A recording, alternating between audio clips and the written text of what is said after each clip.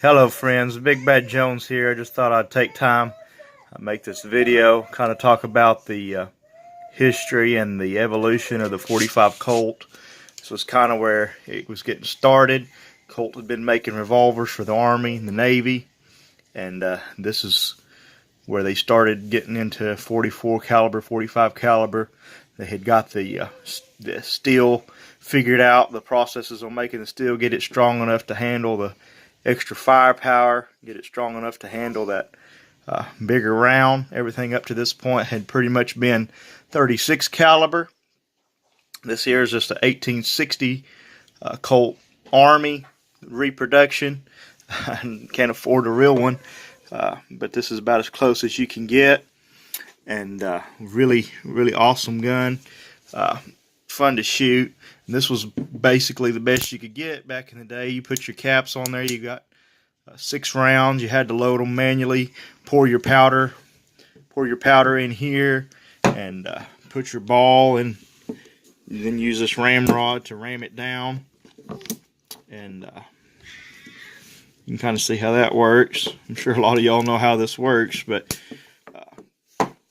this was where the Colt started getting into bigger calibers here, and it wasn't long before they came out with the cartridges. And story on that's kind of interesting if you ever look it up. Smith & Wesson had patent on the cartridge, and their patent ran out.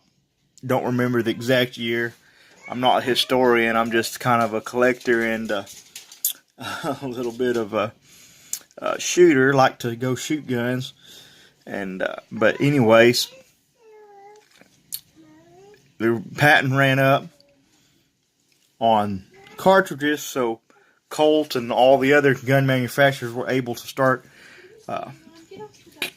in cartridges, and they started converting these guns to 45 Colt, 45 long Colt. And in 1873, the Army adopted another one of Colt's inventions, and that was this Colt single action Army, probably one of the most iconic guns of the Old West. This is here still a reproduction. This one actually got a safety there. Doesn't have the hammer on the doesn't have the firing pin on the hammer. I like this gun. You can keep that way. You can keep 6 rounds in it and not have to worry about that getting bumped or anything. This is a I don't think they make this model anymore. This is a Stoker. I haven't seen one like this but one time, and then I bought it when I seen it. Stainless steel. Anyways, kind of getting sidetracked off the subject, but this is basically your single action Colt, and this was favored by lots and lots of cowboys and lots of just everyday people. The Army liked it, and this is what they had. And then coming out in 1911, we all know what this is, I'm sure. It's just your standard 1911. This has been checked, so you don't have to worry about me pulling the trigger and shooting myself. But this is also a reproduction. These are all relatively inexpensive guns that I have here, but really like them nonetheless. This is 1911 when they came out with this. This is a shortened cartridge made to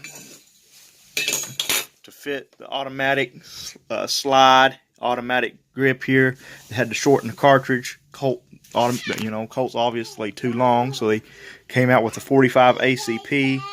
And the Army carried this till the 80s, and it served them well. 45 Colt, 45 ACP is still a very American round. Lots of people still use it to this day for hunting and carry and plinking, whatever. It's a really fun gun to shoot if you ever get a chance to shoot anything in 45. I like all 3 of these guns. I shoot them pretty often, and haven't shot this one a whole lot, as you can tell, but I have shot 1911s a lot. But these are just awesome guns, and thought I'd just kind of share that with you. And hope you enjoyed this video. Remember to like, comment, subscribe, And really, a lot of people, this is just a whole lot easier to reload. You didn't really gain but one round in the magazine. I guess you could carry one in the chamber too, but you get 7 rounds here. And I know there's 8-round mags, but back when they came out, they were 7 rounds. That's all they had. And one in the chamber. But this is just kind of my collection of 45, 40, this is 45. I'd like to get one of these in a conversion sometimes, but I don't have one yet. But hope you enjoyed the video. Thanks.